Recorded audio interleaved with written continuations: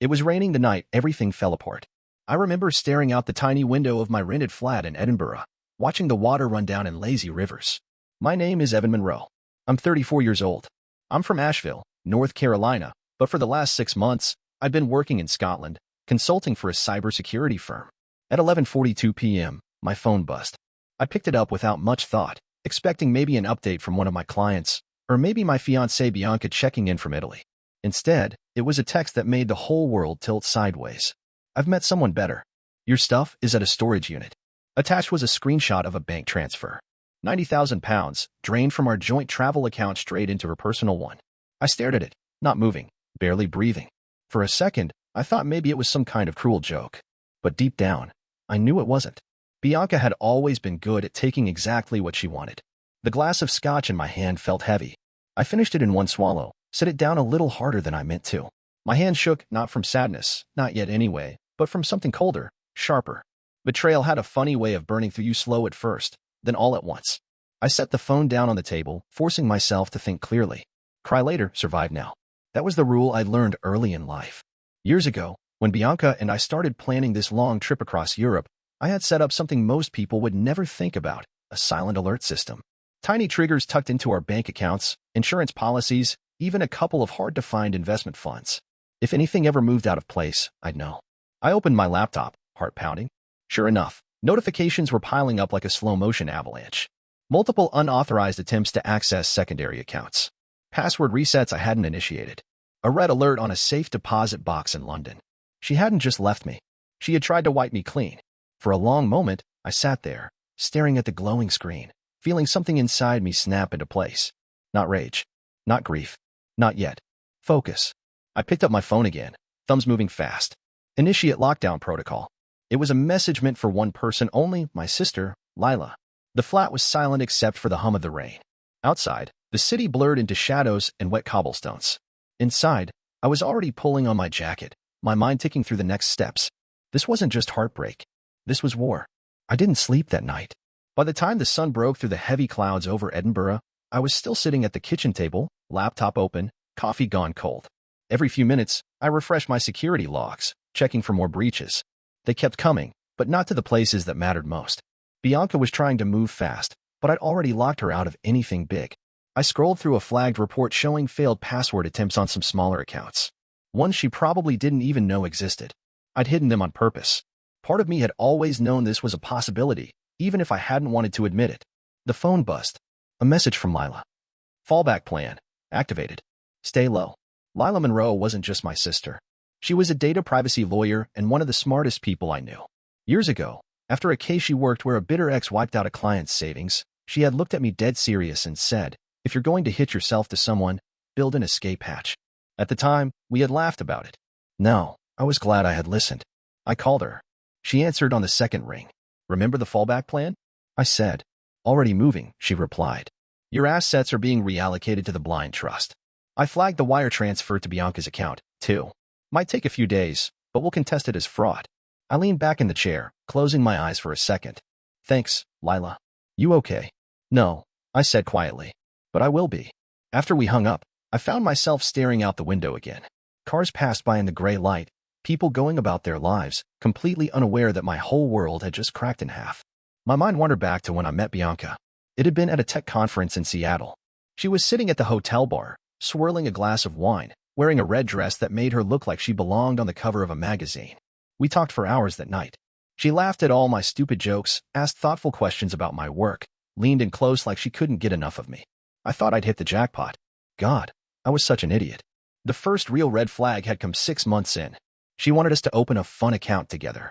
Just for trips, she said. Nothing serious. I agreed because it felt romantic, like planning a life together. And the little things after that. Overdrafts she brushed off. Impulse shopping sprees she'd justify by saying she deserved it after a hard week of content creation. Bianca's whole life revolved around her image. Perfect Instagram posts, designer outfits, dinners at restaurants where the bill could feed a family of 4 for a month. And me? I liked plain coffee, sturdy boots, and locking down cyber threats nobody ever saw coming. We were opposites. I thought that was exciting. I thought it balanced us. Turns out, it just made me an easy target. I clicked through Bianca's Instagram now, the photos feeling like some twisted alternate reality. Her last post was from Rome, her posing with a wine glass, captioned, "New beginnings with the most incredible man I've ever met, red heart, hashtag grateful, hashtag blessed." My stomach twisted, but I forced myself to keep reading. She hadn't just moved on. She had planned this. I closed the laptop with a soft snap. No more memories. No more second-guessing. It was time to clean house. The next morning, I woke up to a new barrage of text messages. Most were from Bianca. Some were one-liners like, "You're being crazy." Others were longer, full of fake concern, trying to gaslight me into believing I was overreacting. I didn't answer any of them. Instead, I got to work. I booted up my encrypted system, the one Bianca never knew existed, and started filing claims. I flagged the transfer she made from our joint account as unauthorized and attached every backup document I had to prove it. Joint accounts required joint consent for major withdrawals. She was going to learn that the hard way. Then I emailed the landlord of our flat in Edinburgh. Short and professional. Bianca Monroe no longer resides with me. She has no claim to the property or any belongings within. Please update the lease accordingly. Within an hour, I got a reply, acknowledged. Locks will be changed today. It felt mechanical, the way I was moving through it all. But that was the only way I knew how to survive it, task by task, wall by wall, cutting her out of my life like she was cancer. Around lunchtime, I made my way to the grim storage unit where Bianca claimed she had dumped my things. It was tucked into a sketchy industrial area on the edge of the city, the kind of place where broken fences sagged into the mud and the air smelled faintly of burnt rubber. The manager, a bald man with a thick Scottish accent, handed me a grimy key without making eye contact. "Unit 12, he muttered. When I unlocked it, the door groaned open like a dying animal. Inside, my heart sank. A few ratty boxes were stacked haphazardly against the wall. My clothes were jammed into garbage bags. My watch collection, pieces I had spent years saving up for, was nowhere to be seen. The old framed photo of my mom and me fishing at Lake James when I was 12, gone. The sentimental stuff, the irreplaceable stuff, that was what she'd kept or tossed. Typical. I dug through the boxes for anything salvageable. A couple of sweaters. My old laptop, probably smashed inside the case. A few random cords and chargers. That was it. As I zipped up my jacket and pulled the boxes onto a dolly, my phone buzzed again. Another text from Bianca, this one longer. "I didn't want it to be like this. You're forcing me to be the bad guy. If you don't stop this, you're going to regret it." I stared at the screen for a second, then blocked her number. Outside, the rain had started again, cold and slanting sideways. I shoved the boxes into the back of a rental van and slammed the door shut harder than I needed to. For a moment, I just stood there, rain dripping off the brim of my cap, breathing hard. I didn't feel victorious. I didn't feel strong. Mostly, I just felt empty. But somewhere inside that emptiness, there was a flicker, a tiny, stubborn part of me that refused to be humiliated any longer. Bianca thought she could tear my life apart and walk away richer for it. She thought I'd just lie down and take it. She didn't know me at all. After the storage unit, I should have gone home, rested, cleared my head. But I couldn't. Not yet. Instead, I drove straight to a dingy coffee shop near my flat, ordered the strongest black coffee they had, and pulled out my laptop. If Bianca thought she was starting a new life with someone better, I wanted to know exactly who he was. It didn't take long. I already knew the name, Marco Lassetti. Bianca had tagged him in more than a few of her carefully curated Instagram photos. The handsome, tatted-up celebrity chef with the kind of smile that made headlines and wine moms swoon. To the outside world, he looked like success. Restaurants in London, Rome, New York. A cookbook that had landed on some bestseller lists. Bianca had swooned over him long before she ever admitted it out loud. But underneath all that gloss, Marco's empire was rotting. I started digging through public records. Old lawsuits. Business filings. News articles that didn't make it onto his polished PR feed. And what I found was even worse than I expected. Marco's restaurants weren't thriving. They were hemorrhaging money. 2 had already closed without notice. Employees were still fighting him for unpaid wages. His New York location had a lawsuit pending over health code violations, mold, rats, you name it. There were defaulted business loans stacking up like dirty dishes in a kitchen nobody wanted to clean. I leaned back, letting that sink in. Bianca didn't leave me for a better life. She jumped onto a sinking ship, dragging a stolen suitcase full of my money with her. I found a court filing from just a month ago. Marco had co-signed a massive business loan with another silent partner. The paperwork didn't name Bianca outright, but the timing and amounts matched almost exactly with the transfer she made from our joint account. I closed the laptop slowly, my heart pounding harder than it should have been. She wasn't just betraying me emotionally. She was financially tethering herself to a man who was one lawsuit away from total collapse. The worst part? She probably didn't even know how bad it was. Bianca had always been good at chasing shiny things. Fast cars, expensive wine, flashy vacations. She liked the appearance of wealth more than the work it took to build it. Marco offered the illusion of the life she thought she deserved. And she sold me out for it, without bothering to check if it was real. A hollow laugh escaped me. I couldn't help it. She thought she upgraded. In reality, she had just hitched herself to a fraud who was one foreclosure away from living out of a suitcase. And she did it with my money.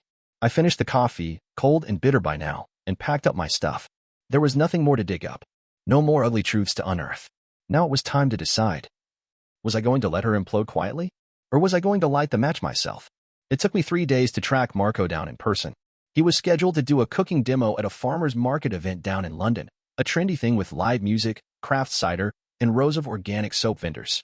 It was the kind of place Bianca used to drag me to on weekends, snapping Instagram stories like it was some glamorous European fair instead of a muddy field full of overpriced jam. I parked a few streets away and made my way through the crowd, hands shoved deep into my jacket pockets. The smells of roasting meat and fresh bread filled the air. Music thudded from a nearby speaker. Then I spotted him. Marco Lassetti stood under a white tent, grinning and flipping something fancy-looking on a skillet. He wore an apron embroidered with his restaurant logo, sleeves rolled up to show off the tattoos Bianca used to drool over. He looked every bit the part, the charming chef, the culinary star. But now I knew the truth. And so would he. I waited until the crowd thinned out, then walked up to his booth like any other customer. "Hey, mate," he said, flashing a dazzling smile. "Fancy a bite?" I pulled an envelope from inside my jacket and handed it to him. "Actually, I brought something for you." Marco's smile faltered. He took the envelope, giving it a cautious glance before flipping it open. Inside was a neatly printed dossier. Copies of Bianca's unauthorized transfers, proof of her co-signing loans with stolen funds, public records of his lawsuits and debt, and a letter from my lawyer outlining pending fraud claims.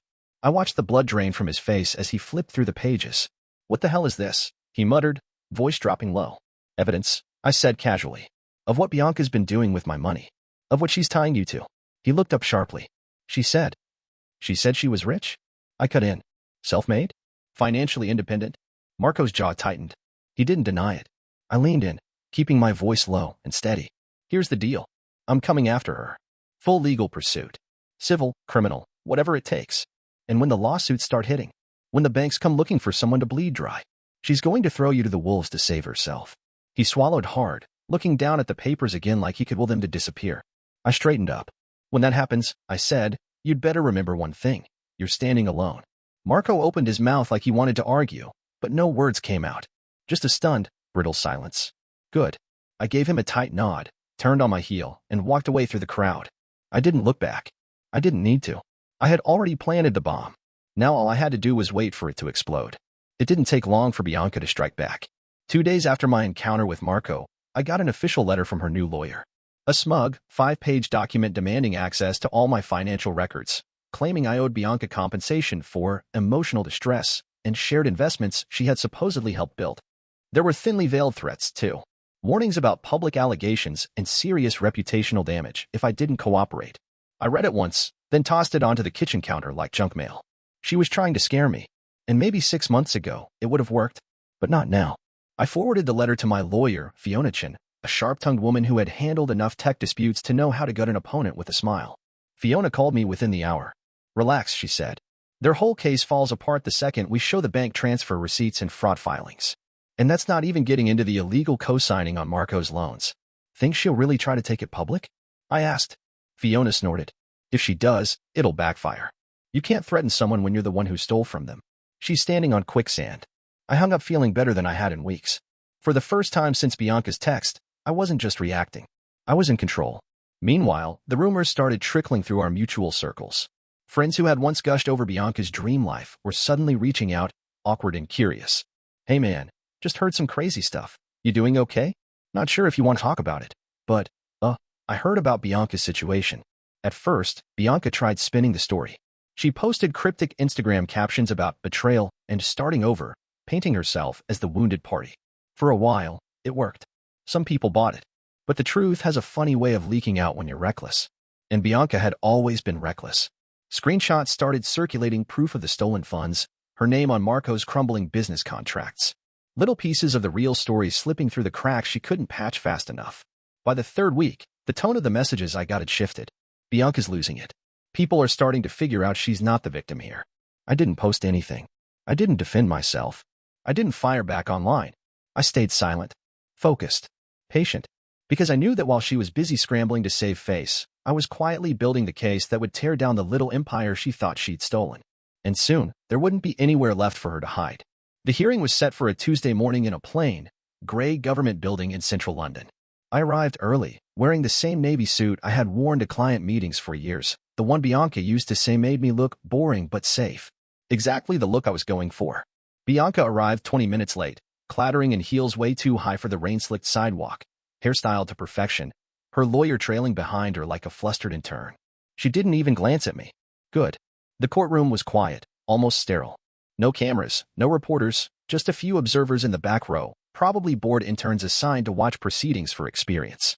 The judge was a woman in her late 50s with sharp glasses and an even sharper stare. She didn't waste time. "Let's begin," she said briskly. Bianca's lawyer tried his best. He painted her as a hard-working entrepreneur, a victim of a controlling fiancé who had cut her off financially without warning. He even produced a few doctored screenshots of text messages that conveniently left out the part where she confessed to meeting someone better while emptying our bank account. I didn't even flinch. When it was our turn, Fiona stood up with a quiet smile, calm and lethal. She dropped the real screenshots into evidence. The bank statements. The timeline of transfers. The forged signatures on Marco's loan paperwork. Loans co-signed using my funds without my consent. One by one, the lies cracked open like rotten eggs. The final blow was brutal. Proof that Bianca had used my account to front money for Marco's failing restaurants, knowing full well they were already in default. Essentially, she hadn't just stolen from me, she had invested in a financial black hole that was already imploding. By the end of it, Bianca wasn't even looking at the judge anymore. She was staring straight ahead, face drained of all its usual fire, hands trembling slightly on the table. The judge spoke slowly, carefully. Effective immediately, all accounts connected to Ms. Monroe's business ventures are frozen pending further investigation. Civil proceedings regarding misappropriation of funds will continue. Criminal charges may follow. There it was. The real sentence. Bianca's entire empire, the culinary brand she'd built up online, the collaborations, the product deals, all frozen. Untouchable. I didn't smile. Didn't gloat. I just watched as she realized it was over. Outside the courthouse, the fallout started immediately. Marco posted a slick, two-paragraph statement on Instagram, distancing himself from Bianca completely. I was misled about her financial independence. I wish her the best, but I must focus on rebuilding my brand with integrity. Translation. You're dead weight, and I'm cutting you loose. Bianca's former friends, the ones who used to gush over her in the comments, went radio silent. No support. No sympathy. Just the cold, clinical retreat of people who knew when a sinking ship wasn't worth saving. It didn't happen all at once. It happened hour by hour, post by post, silence by silence. By sunset, Bianca's dream life was nothing but ashes. And me? I was already gone. That was about 6 months ago. I left London the week after the hearing, packed up the few things I cared about and boarded a train heading north. No plans. No deadlines. Just the vague idea that I needed space, real, physical space, from everything that reminded me of Bianca and the life we had almost built. I found a little cottage for sale on the edge of a lake in northern England. The place was a wreck when I first saw it. Leaky roof, overgrown garden, cracked windows, but somehow it felt perfect. No neighbors for half a mile. No noise except the wind of the trees and the occasional splash of water against the dock. I bought it on the spot. The first few weeks were harder than I thought they'd be. The silence out there wasn't gentle at first. It was loud, like all the emotions I'd been holding off finally caught up to me at once. There were nights when I sat out on the porch with a blanket wrapped around my shoulders, staring at the black water and wondering how the hell it had all gone so wrong. But little by little, the noise inside me got quieter. I started fixing the place up. Replaced the windows myself. Painted the walls. Tore out the old, rotting deck and built a new one from scratch with my own hands. It was slow work. Messy work. But it was mine. Some afternoons, I'd go fishing off the dock with a cheap old rod I found at a yard sale in town. I wasn't any good at it. Mostly just sat there letting the line drift. But somehow, it made the hours feel full instead of empty. I didn't post any pictures. Didn't share updates. No curated photos, no slick captions. Nobody needed to know what I was doing except me. One evening, after sanding down a battered oak table I found abandoned in the shed, my neighbor showed up. Her name was Maggie, a retired schoolteacher who lived up the hill. She brought over a basket of homemade bread and an invite to the annual village festival, a low-key thing with bonfires and homemade pie contests. "You should come," she said, smiling warmly. "It's nothing fancy, but it's real." I almost said no out of habit, but then I thought about it. No cameras. No performances. No pretending to be something I'm not. Just people. Real ones. I smiled, feeling something small and good flicker to life in my chest. Yeah, I said. I'll come by. And for the first time in a long, long time, it didn't feel like running away. It felt like coming home.